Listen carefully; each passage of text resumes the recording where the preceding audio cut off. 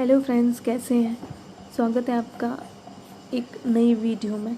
ये Indus valley civilisation का part 3 है। अगर इससे पहले आपने 2 और पार्ट्स नहीं देखे हैं तो प्लीज़ आगे पहले देखें, उसके बाद फिर ये थर्ड वाला पार्ट देखें। ओके, तो चलिए शुरू करते हैं। हमने जो लास्ट जहाँ पे छोड़ा था उसी के आगे से इस वाली वीडियो में पढ़ना शुरू करेंगे। ठीक है, तो हम इस वाले लेक्चर में बात करें सबसे पहले सील्स, स्क्रिप्ट्स और सीलिंग्स एंड वेट्स के बारे में, जो हड़प्पा सिविलाइजेशन से हमें प्राप्त हुए हैं। ओके, ठीक है। तो सील्स एंड जो सीलिंग्स थी वो क्या होता था, लॉन्ग डिस्टेंस कम्युनिकेशन के लिए यूज़ किए जाते थे। जैसे कि मान के चलें कोई भी किसी भी बैग में भर के हमने सामान भेजा, ओके, उस सामान को अब कैसे पता चलेगा इतनी दूरी पे भेज रहे हैं कि बीच वाला आदमी कोई खपलाबाजी ना करे। तो क्या किया जाता था कि ये सील्स लगा के ना उसको मिट्टी से पूरा कवर कर दिया जाता था उस बैग को, समझे। मतलब जैसे कि उसमें कुछ भी भरा, उसके बाद उसको ऊपर से पैक किया, मिट्टी लगाई एंड बांध दिया। ठीक है, फिर वहाँ पे जाके जो खुलता था तो वो जो जब खोलते थे तो उस सील की, जैसे ये आप इस पिक्चर में देख रहे हैं, वो सील जो होती थी वो उस गीली मिट्टी जब उस पर लगाते होंगे बंद करते वक्त तो सूखने के बाद वो इस तरीके का निकलता था। मतलब कि ये पहले कहीं भी और डिस्टर्ब नहीं हुआ है, इसको और नहीं खोला गया, यहीं पे आके डायरेक्टली खोला है। ठीक है, और जिसने भेजा है शायद ये सील उनकी पहचान कराती हो। मतलब डिफरेंट तरीके की सील्स हैं तो सब अपनी पहचान के अकॉर्डिंग बनाते होंगे, अपनी आइडेंटिटी के हिसाब से। ठीक है, और जो हड़प्पन सिविलाइजेशन वाली जो ये स्क्रिप्ट्स हैं, इन पे जो राइटिंग लिखी हुई है उसमें टाइटल और नेम भी लिखा होता था ओनर का। ओके, और मतलब जैसे कि ये तो हमने पहले ही बता दिया था कि उस पर एनिमल्स के मोटिव्स बने हुए होते थे। एनिमल्स मतलब साइन बने हुए थे जो अभी समझ में नहीं आया कि शायद कुछ होगा कि किस एनिमल से क्या वो कन्वे करना चाह रहे होंगे, वो अभी डेसिफर नहीं कर पाए हैं। और जो इंस्क्रिप्शन से वो जनरली शॉर्ट ही मिले, एक सबसे बड़ा मिला है जिसपे 26 साइंस बने हुए हैं। ठीक है, और जो स्क्रिप्ट है वो तो अनडेसिफर्ड है अभी तक, आज तक। अभी आगे जब डेसिफर हो पाए तो पता चले कि किस में क्या लिखा हुआ है। ओके, एक चीज़ और कि जो वहाँ वो लोग लिखने का तरीका था ना उनका, वो कैसा था कि फ्रॉम राइट टू लेफ्ट, जैसे कि शायद उर्दू भी इसी तरह लिखी जाती है, राइट टू लेफ्ट। अब हिंदी और इंग्लिश जबकि हम लिखते हैं वो हम लेफ्ट टू राइट लिखते हैं ना, तो वो राइट टू लेफ्ट लिखी जाती थी। ठीक है, ओके, 1 सेकेंड। जो उनकी राइटिंग्स होती थी ना उसमें ऐसा कुछ नहीं था, जैसे कि अभी तो अल्फ़ाबेटिकली सब कुछ चलता है, तो अल्फ़ाबेटिकली वाला हिसाब कुछ भी नहीं था, सब कुछ साइन में था। ठीक है, और जो इंस्क्रिप्शंस मिले हैं, जो राइटिंग्स मिली हैं, वो सील्स पे जो कॉपर टूल्स होते थे, jars, terracotta tablets, jewellery, bones and beads, मतलब हर जगह राइटिंग्स मिली है। इससे क्या पता चलता है, इससे ये पता चलता है कि वहाँ पे लिटरेसी कितनी ज़्यादा थी, मतलब कितने ज़्यादा पढ़े लिखे लोग थे जो सब कुछ समझ पाते थे। इतने मतलब इतने बड़े उसमें फैली हुई चीज़ें, मतलब इतने बड़े उसमें फैली हुई राइटिंग से पता चलता है इतनी वाइड स्प्रेड थी वो कि वहाँ पे कितनी लिटरेसी थी। ओके, नेक्स्ट है वेट्स की। अभी हमने स्क्रिप्ट्स की बात कर ली, नेक्स्ट आता है आपका वेट्स। तो जो वेट्स थे उनका क्या एक मतलब प्रिसाइज सिस्टम होता था, जैसे कि अभी भी हम तोल जो बाट वगैरह होते हैं उनसे जनरली कि आधा किलो का 1 किलो का, ऐसे ही वो बना हुआ होता था। स्टोन के बने हुए होते थे जनरली, और क्यूबिकल साइज़ में होते थे मोस्टली जो थे, लेकिन उसमें ऐसा कुछ नहीं है, उन पर मतलब कोई भी मार्किंग नहीं होती थी। अभी पिक्चर शायद मैं लगाना भूल गई हूँ, तो ठीक है। वेट्स तोल मतलब एक प्रिसाइज वो सिस्टम था वेट का, एंड और स्टोन का चार्ट होता था, और जनरली सारे क्यूबिकल होते थे, उस पर कोई भी मार्किंग नहीं हुआ करती थी। ओके, ठीक है, नेक्स्ट। अच्छा, जो वेट्स जो थे वो छोटे भी पाए गए थे और बड़े भी, मतलब बाइनरी सिस्टम में लाइक 1 2 4 16 इस तरीके के मल्टीप्लिकेशन बाइनरी सिस्टम में, और साथ ही ना छोटे डेसिमल सिस्टम में भी थे। डेसिमल वाले शायद जो छोटी चीज़ें वेट करने के लिए, लाइक जो ज्वेलरीज वगैरह होती होंगी, बीट्स होते होंगे, उनको मेज़र करने के लिए बनाए गए होंगे। एंड एक मेटल स्केल भी मिला है हमें। ठीक है, मेटल स्केल पेन्स वो भी हमें मिले हैं एक्सकेवेशन से। ओके, अब हम बात करेंगे नेक्स्ट एंशियंट अथॉरिटी के बारे में। अच्छा, एक बात बताएं कि हमने हड़प्पन सिविलाइजेशन में कितनी ज़्यादा यूनिफॉर्मिटी देखी। यूनिफॉर्मिटी का मतलब जैसे कि सब सारे जगह पे एक जैसे आर्टिफैक्ट्स पाए जा रहे हैं, एक जैसे मतलब कितनी ज़्यादा यूनिफॉर्मिटी है वहाँ की जो चीज़ें मिली है हमें, लाइक सील्स, वेट्स, ब्रिक्स, ठीक है। और जम्मू से लेके जहाँ से सिविलाइजेशन सबसे ज़्यादा नॉर्थ पॉइंट एंड साउथ तक, मतलब जम्मू टू गुजरात जो वेट्स हैं वो भी एकदम से स्पेसिफिक रेशियो में है। ऐसा नहीं है कि यहाँ पे एकदम से कुछ अलग है और यहाँ पे एकदम बहुत ही ज़्यादा वेरिएशन देखने को मिली हो। और लेबर का मोबिलाइजेशन भी इतने लार्ज स्केल पे हो रहा था ब्रिक्स बनाने के लिए, जैसे कि और ज़्यादा बहुत सारे कामों के लिए।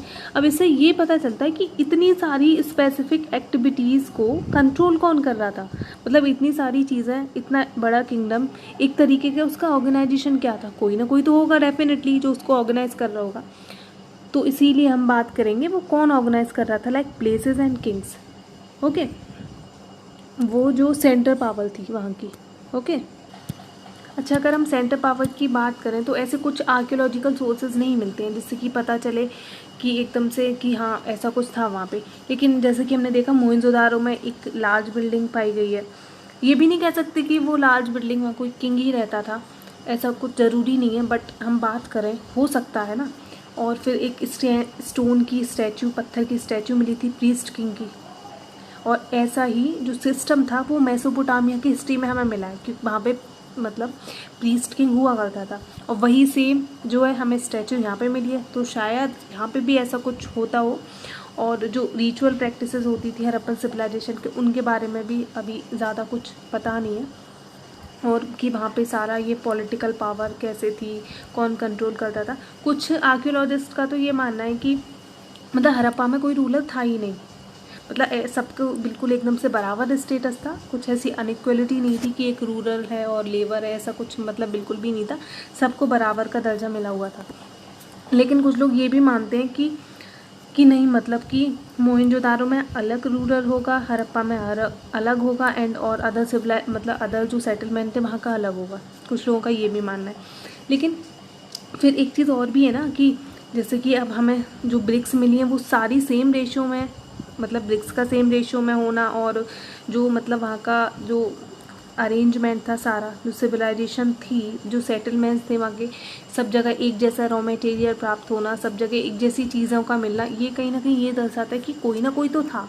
शायद ऐसा होगा कि सारी कम्युनिटीज़ जो थी वो आपस में इकट्ठा होकर कि एक कलेक्टिव डिसीजन ले रही होंगी, ठीक है। मतलब इतने बड़े कॉम्प्लेक्स डिसीजन होते होंगे जो सारी जो कम्युनिटीज़ थी वो एक साथ ले रही थी। ओके, अभी मतलब ज़्यादा हम कुछ कह नहीं सकते कि किस तरीके का वहाँ मतलब रूल हुआ करता था, वहाँ पे कैसे राजा थे एंड जो भी था। ओके, नेक्स्ट हम बात करें कि इतनी बड़ी सिविलाइजेशन जो थी अच्छी खासी चल रही थी, एकदम से ख़त्म कैसे हो गई, मतलब सिविलाइजेशन का एंड कैसे हुआ, इसके बारे में जानेंगे थोड़ा सा। तो क्या हुआ था कि मतलब जो 1800 BC में हमें एविडेंस मिले कि जो मैच्योर हड़प्पन साइट थी ना, वो उसका रीज़न जो था एक चोलिस्तान, तो वो एकदम से अवंडन हो गई। क्या हुआ कि जो पॉपुलेशन थी, जो वहाँ के लोग थे, वो सेटल होना शुरू हो गए गुजरात के, हरियाणा के और वेस्टर्न यूपी वाले इलाके में जाना शुरू हो गए, लोगों का मोबिलाइजेशन शुरू हो गया। और कुछ हड़प्पन साइट जो 1900 के बाद है वो एकदम से मतलब वहाँ पे जो आर्टिफैक्ट्स वगैरह जो पहले मिल रहे थे ना वहाँ पे मिलना बंद हो गए, जैसे कि वेट, सील्स वगैरह, ये सब लॉन्ग डिस्टेंस ट्रेड जो मतलब स्पेसिफिकेशन थी जो उसकी हड़प्पन सिविलाइजेशन की, वो ख़त्म होनी शुरू हो गई, एकदम डिसअपीयर होनी शुरू हो गई।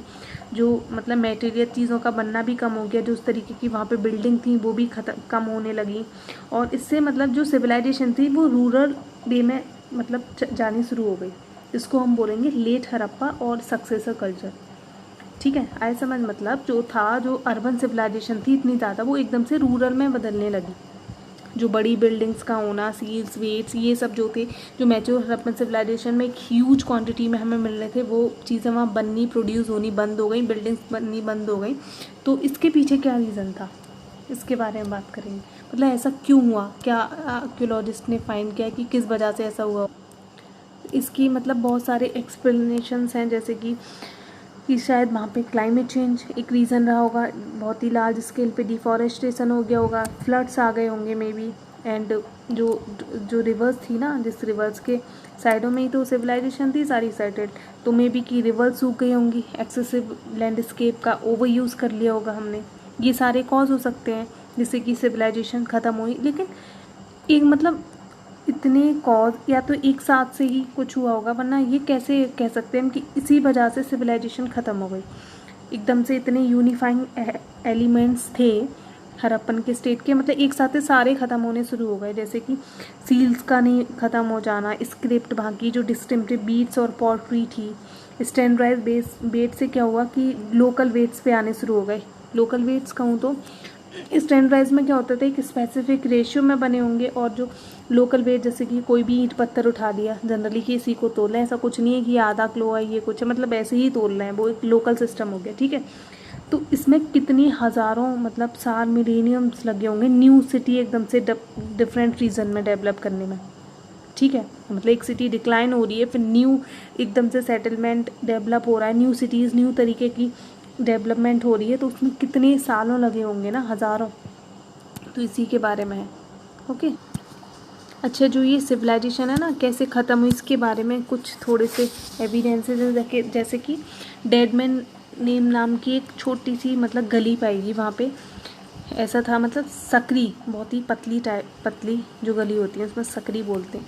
तो वहाँ पे कुछ डेड बॉडीज़ मतलब इस तरीके की पाए गए हैं, प्राप्त हुए हैं वहाँ से डेड बॉडीज़ वगैरह सब, मतलब बड़ों के, बूढ़ों के, बच्चों के, जिसकी उसी के वजह से उसका नाम ही डेडमैन लेन पड़ा हुआ है।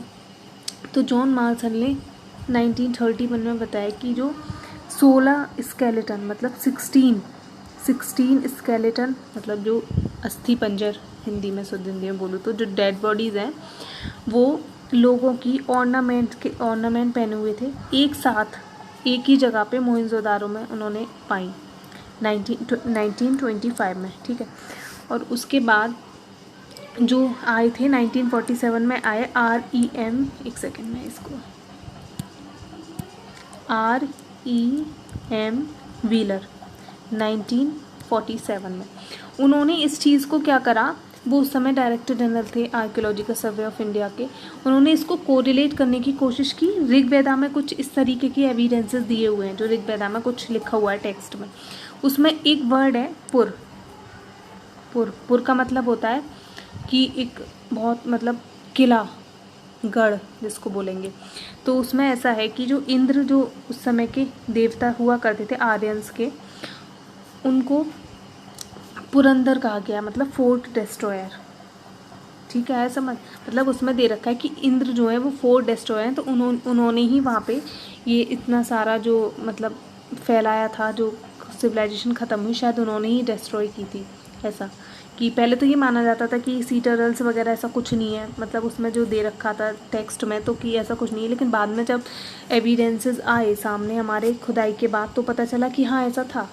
ऐसे कैसे मतलब ख़त्म हुआ, तो शायद उसमें इंद्र को एक्यूज पाया गया है कि शायद इंद्र की वजह से। ठीक है, फिर 1960 में एविडेंसेस मिलते हैं हम कि जॉर्ज डेल्स नाम के एक आर्कियोलॉजिस्ट थे, उन्होंने पाया कि जो मतलब स्केलेटन है वो एक ही टाइम के नहीं से बिलोंग नहीं करते हैं। जो साइट पे स्केलेटन प्राप्त हुए हैं वो एक ही टाइम के नहीं है, सेम पीरियड से बिलोंग नहीं करते हैं। मतलब कि डेफिनेटली ऐसा लगता है कि वहाँ पे स्लॉटर हुआ है, मतलब नरसंहार हुआ है, बहुत सारी बल्क में हड्डियों का मिलना और बरियस मिलना। तो शायद उनका मतलब ये था कि बहुत ही बेकार तरीके से जो किया होगा, उन्होंने दफनाया है लोगों को। ठीक है, मैं दोबारा समझाती हूँ। जॉर्ज डेल्स ने 1960 में वो आए और उन्होंने बोला कि इस तरीके से बिखरे हुए अस्थि पंजर का मिलना शायद इसलिए है क्योंकि उन्होंने बरियल अच्छे से नहीं करा था, दफनाया नहीं था अच्छे से, बहुत ही गंदे तरीके से, मतलब अनसाइंटिफिक और मतलब एक तरीके से बेकार तरीके से उन्होंने वहाँ पे दफनाया था, इसलिए वो ऐसा वहाँ पे मिला है। ठीक है, तो ऐसा होता है ना कि अभी नए लोग अपने तरीके से उस चीज़ को एग्जामिन करते हैं, तो पुरानी वाली जो क्या होती है ना, वो पुरानी वाली इंटरप्रिटेशन सारी गलत हो जाती हैं। ऐसा ही था आर्कियोलॉजिस्ट का, एक आया उसने कुछ बोला, दूसरे आए फिर उन्होंने कुछ बोला। ठीक है, मतलब अभी तक क्लियर फाइनल हमें नहीं पता है कि सिविलाइजेशन एकदम से इतनी बड़ी कैसे ख़त्म हो गई। ओके, नेक्स्ट टॉपिक हम बात करेंगे, ये हो गया डिस्कवरिंग दी हड़प्पन सिविलाइजेशन। अच्छा, एक बात बताएं कि मतलब एकदम से हड़प्पा की खोज कैसे हो गई, कैसे पता चला कि यहाँ पे सिविलाइजेशन थी। ठीक है, तो क्या था, जो हम पहले भी बात कर चुके हैं किसके बारे में, कनिंघम, मतलब ठीक है शुरू से बताऊं। अभी हमने इतना सारा पढ़ा कि वहाँ पे क्या सील थी, मतलब कि किस तरीके का सिस्टम था, तो उसमें एकदम से इंटरेस्ट कैसे आया, कैसे चीज़ों को डिस्कवर किया, उस सिविलाइजेशन को किसने किया और क्यों किया। तो इसकी भी एक कहानी है। ऐसा था, जो कनिंघम थे उस समय के पहले, जब डायरेक्टर जनरल हमारे आर्कियोलॉजिकल सर्वे ऑफ इंडिया के, उन्हें दिलचस्पी थी, मतलब ऑब्वियसली होगी, आर्कियोलॉजिकल डिपार्टमेंट में थे। तो उन्होंने क्या किया कि जो कुछ टेक्स्ट थे, इंस्क्रिप्शंस थे, उनको अपनी इन्वेस्टिगेशन में, एक सेकेंड, मतलब जो टेक्स्ट थे, इंस्क्रिप्शन थे, उनकी गाइडेंस ली, उनका सहारा लिया उन्होंने। जो बुद्धिस्ट, जैसे कि चाइनीज़ पिलग्रिमेज आया करते थे जो चाइना से, मतलब जो बुद्धिस्ट हुआ करते थे बुद्धिस्ट साइट को देखने के लिए, तो उनके द्वारा जो लिखे हुए लेख थे उनका सहारा लिया 4th एंड 7th सेंचुरी के टाइम पे। तो वहाँ से ऐसा था कि जो मतलब एक्सकवेटेड जो बहुत सारे आर्टिफैक्ट्स थे ना, वो जगह जगह घूम रहे थे, कभी कहीं जा रहे होंगे। शुरू में भी ऐसा हुआ होगा, लोग वहाँ पे नई भी सेटलमेंट भी उसके ऊपर डेवलप हो गई, कभी कभार फ्लड में निकले जैसे कि, और सॉइल इरोजन से बह गए, लोगों को पता नहीं होगा कि ये क्या है क्या नहीं है, मतलब उसका महत्व तो नहीं पता था। ऐसे ही जो बर्मिंघम था, वहाँ पे भी इसकी हड़प्पा की सील्स मिली, मतलब पहुँच गई होगी, तो नहीं पता था कि ये कहाँ की है, इसकी कल्चरल इम्पोर्टेंस क्या है। ठीक है, कनिंघम को एक इंग्लिश मैन ने दी थी, मतलब वहीं अंग्रेज़ ने, कि ये मतलब जो सील थी वहाँ पे फैमिलियर नहीं थे, मतलब कि ये किस टाइम की है, इस चीज़ का उनको नहीं पता था। जैसे कि अभी मतलब पहले क्या पता कि कहाँ से हुई होगी, क्योंकि उससे पहले लोगों ने जानने की कोशिश नहीं की। ठीक है, और फिर बाद में पता चला कि गंगा वैली में जो एक साइट हुआ करती थी, और वहाँ पे एक मतलब सिग्निफिकेंस था हड़प्पा का किस तरीके से। तो ये जो एक्सकवेशंस हुई, स्टडी हुई, उसके बाद ही चीज़ों का महत्व। नेक्स्ट हमारी हेडिंग है न्यू ओल्ड सिविलाइजेशन, मतलब कैसे पता चला। तो क्या हुआ कि जो सील्स डिस्कवर हुई हड़प्पा में, जो हमारे आर्कियोलॉजिस्ट थे जिनके बारे में हम पहले भी बात कर चुके हैं, दयाराम साहनी ने क्या किया, हड़प्पा की खोज की 20th सेंचुरी में। उन्हें क्या हुआ कि वहाँ पे सील्स मिली, फिर उन्होंने उसकी सिग्निफिकेंस को रियलाइज़ किया, और साथ ही जो दूसरे हमारे साइंटिस्ट, जो आर्कियोलॉजिस्ट थे, राखलदास बनर्जी, उन्हें भी सिमिलर मोहनजोदारो में सील्स मिली।